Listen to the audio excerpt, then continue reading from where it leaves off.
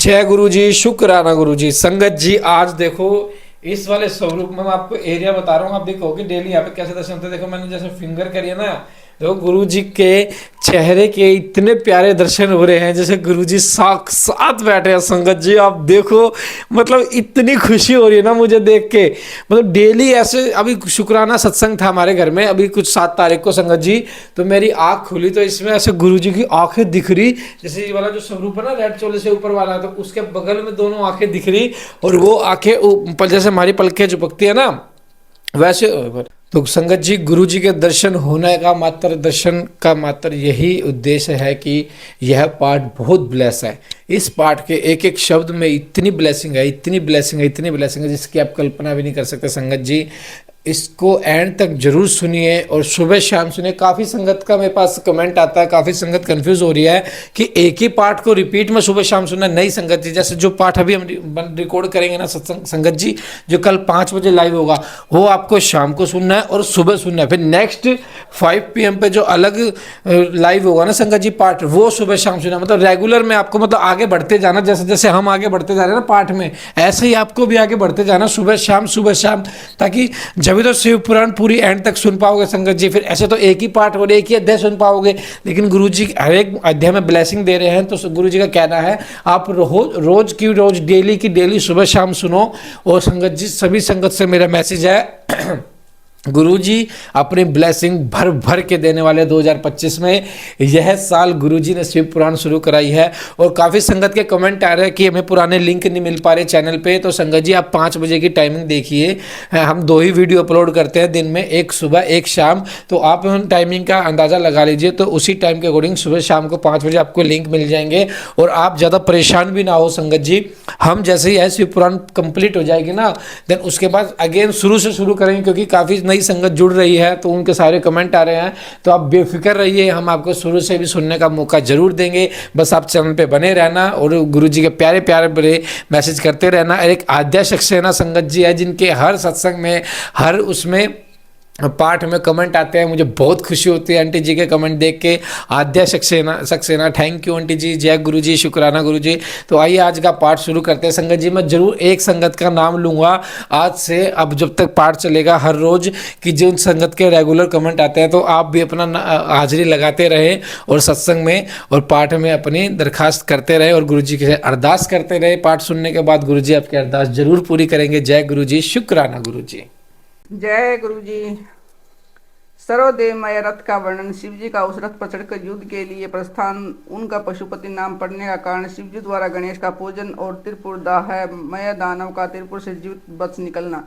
व्यास जी ने कहा कि शैव परवर सनंत कुमार जी, आपकी बुद्धि बड़ी उत्तम है, आप सर्वज्ञ हैं। तात आपने परमेश्वर शिव जी को कथा सुनाई है, वह अत्यंत अद्भुत है। वह अब बुद्धिमान विश्वकर्मा ने शिव जी के लिए जिस देवमय परमोत उत्कृष्ट दिव्य रथ का निर्माण किया है उसका वर्णन कीजिए। सूर्य जी कहते हैं कि मुनि व्यास जी की यह बात सुनकर मुनीश्वर सनंत कुमार शिव जी के चरण कमलों का श्रवण करके बोले। सनंत कुमार जी ने कहा कि महान बुद्धिमान मुनीश्वर व्यास जी, मैं शिव जी के पाद पद्मों का स्मरण करके उनके बुद्धि के अनुसार रथ की निर्माण कथा का वर्णन करता हूँ, सुनो। तदंतर विश्वकर्मा ने रुद्रदेव के लिए बड़े यत्न से आदरपूर्वक सर्वलोकमय दिव्य रथ की रचना की है। वह सर्वसम्मत सर्वभूतमय एवं रथ सुवर्ण का बना हुआ है। उनके दाहिने चक्कर में सूर्य और वाम चक्कर में चंद्रमा विराजमान थे। दाहिने चक्कर में 12 अरे लगे हुए थे और जिनमें बाहरों सूर्य प्रतिष्ठित थे, और बायां पहिया 16 अरों से युक्त था जिनमें चंद्रमा की 16 कलाएं विराजमान थी। उत्तम व्रत का पालन करने वाले विपेंद्र, अश्विनी आदि सभी 27 नक्षत्र भी उस वाम चक्कर की शोभा बढ़ा रहे थे। विपरेष्ट 6 ऋतुएं उन दोनों पहियों की नेमी बनी। अंतरिक्ष रथ का अग्रभाग हुआ और मंदराचल ने रथ की बैठक का स्थान ग्रहण किया।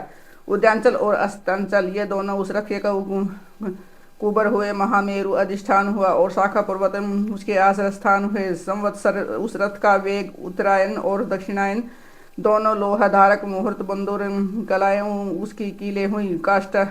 काष्ठाएं उसका घोना, नासिका रूप, अग्रभाग, अक्षण, अक्षदंड, निमेष, अनुकर्ष, नीचे का काष्ठ और लव ईशा दंड हुए।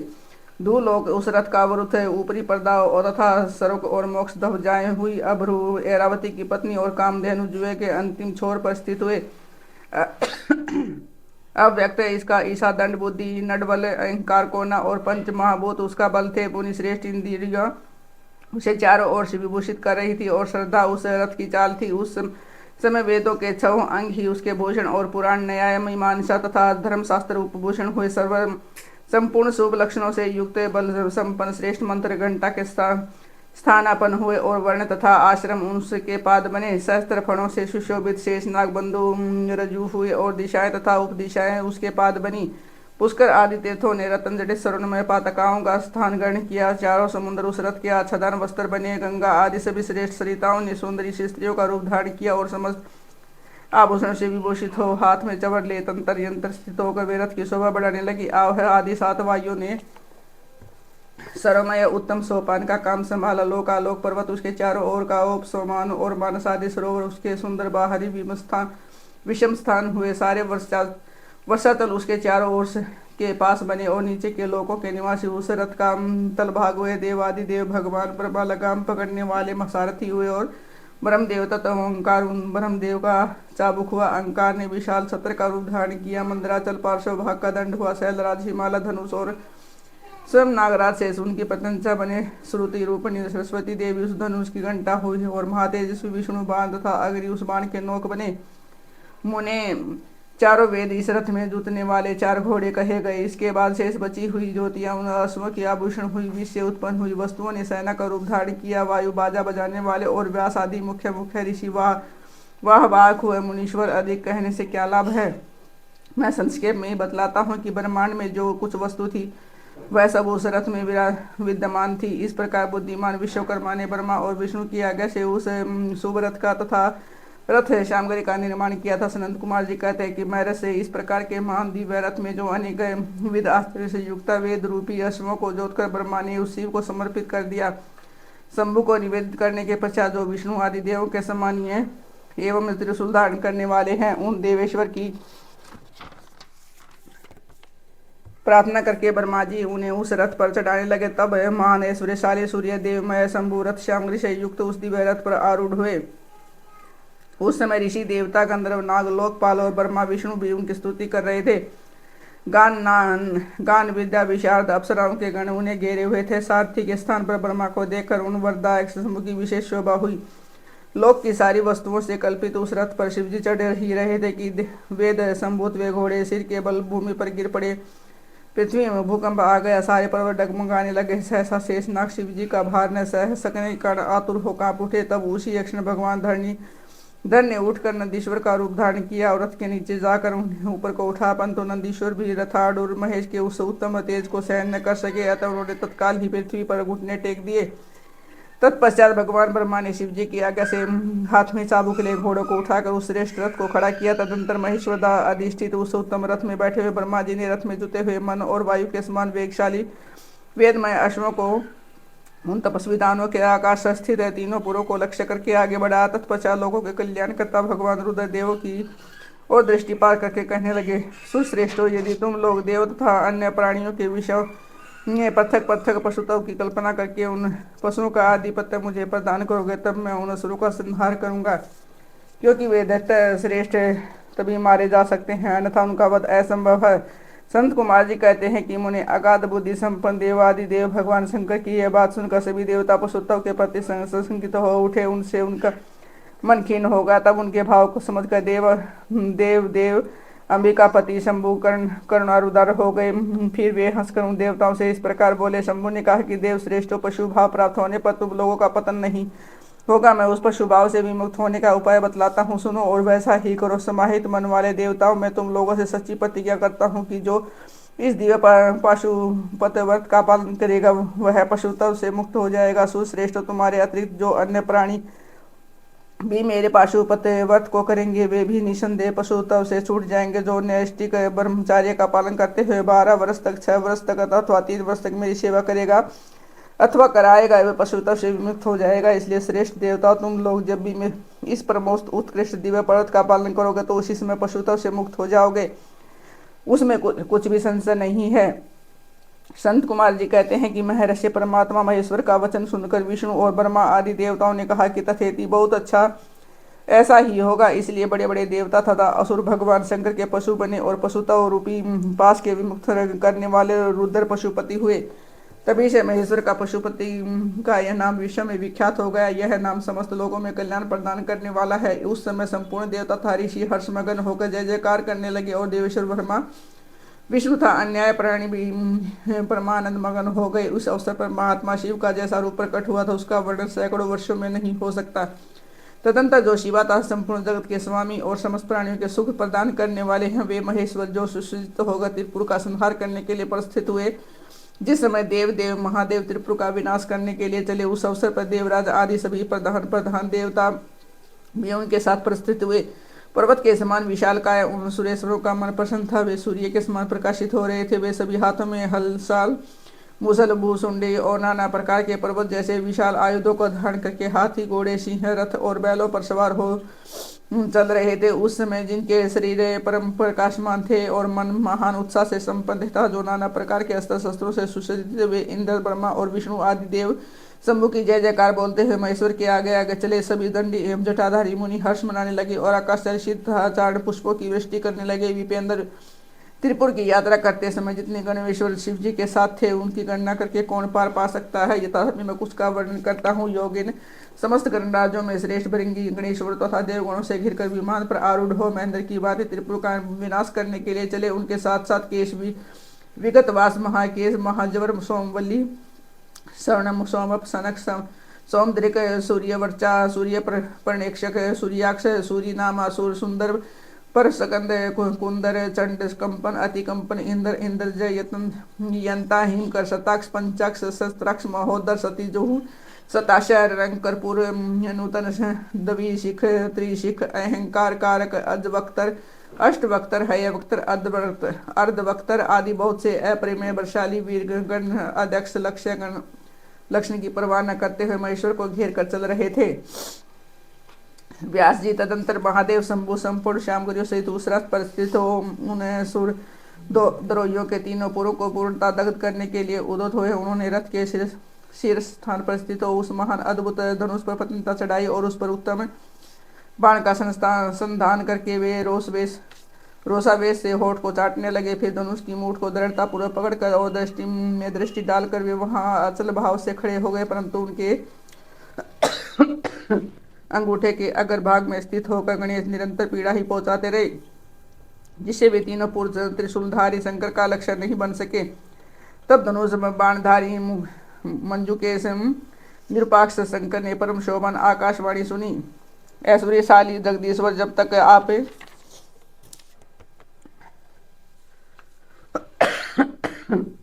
इन गणेश की अर्चना नहीं कर लेंगे तब तक इन तीनों पुरों का संहार नहीं कर सकेंगे। तब ऐसी बात सुनकर अंधकार सुर के निहिता भगवान शिव ने भद्रकाली को बुलाकर गजानन का पूजन किया। जब हर्षपूर्वक विधि विधान सहित अगर भाग में स्थित उन विनायक की पूजा की गई तब वे प्रसन्न हो गए। फिर तो भगवान शंकर को उन तारक पुत्र महामनुष्वी देवों के तीनों नगर यथोक्त रूप से आकाश में स्थित दिख पड़े। इस विषय में कुछ लोग ऐसा कहते हैं कि जब शिव जी स्वतंत्र परब्रह्म सगुण से निर्गुण सबके द्वारा अलक्ष्य स्वामी परमात्मा निरंजन पंचदेव में पंचदेवों के उपास्य और प्रातत्व प्रभु है, वे सबके ही उपास्य हैं, उनका उपास्य कोई नहीं है। तब सबके वंदनीय परब्रह्म स्वरूप उन देवेश्वर महेश्वर के विषय में यह बात उचित नहीं जान पड़ती कि उनकी कार्य सिद्धि अन्य की कृपा पर अवलंबित हो, परंतु मुनि जब देव आदि देव वरदानी महेश्वर के चरित्र में लीला व सब कुछ घटित हो सकता है। अस्तु इस प्रकार जब गणादीपी का पूजन करने के बाद महादेव जी स्थित हुए तब वे तीनों पूर्व काल वश शीघ्र ही एकता को प्राप्त हो गए। मुने उसे उन तीनों पुरों के परस्पर मिलकर एक जुजाने पर महान आत्मबल से संपन्न देवताओं को महान हर्ष हुआ। तब संपूर्ण देवगण सिद्ध और परम ऋषि अष्टमूर्ति शिव की स्तुति करके उत्सव से जय जयकार करने लगे। उस समय ब्रह्मा और जगदीश्वर विष्णु ने कहा कि महेश्वर तारक के पुत्र त्रिपुर निवासी दैत्यों के वध का भी समय आ गया है विभो, इसलिए वे पूर्व एकता को प्राप्त हो गए हैं। अतः देवेश जब तक ये त्रिपुर पुनः विलंग हो और उससे पहले कि आप बाण छोड़कर उसे भस्म कर डालिए और देवताओं का कार्य सिद्ध कीजिए। मुने तदंतर शिव जी ने धनुष की डोरी चढ़ाकर उस पर पूज्य पाशु पतास्त्र नामक बाण का संधान किया और वे त्रिपुर छोड़ने का विचार करने लगे। शंकर जी ने कहा कि जिस समय अपने अद्भुत धनुष को खींचा था उस समय अभिजीत मुहूर्त चल रहा था। उन्होंने धनुष की टंका तथा दुस्सह सिंहनाद करके अपना नाम घोषित कर लिया।